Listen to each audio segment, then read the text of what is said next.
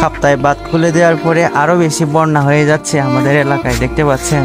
খাপ্তায় বাঁধ বলে খুলে দিছে, আর রাত্রের মধ্যে অনেক পানি হয়ে গেছে, দেখতে পাচ্ছেন। অনেকগুলো ঘরবাড়ি ডুবে গেছে।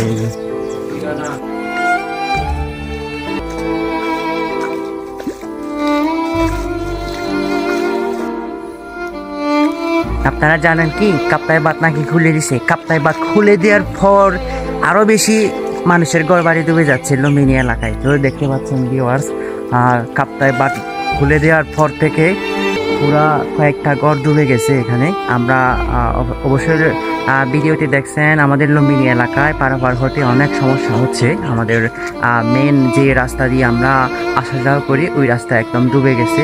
এখন বিহারেও সিয়ং দিতে পারতেছে না আর কি, হ্যাঁ, বিন্দু দিতে পারতেছে না অনেকে, কারণ কষ্ট হচ্ছে।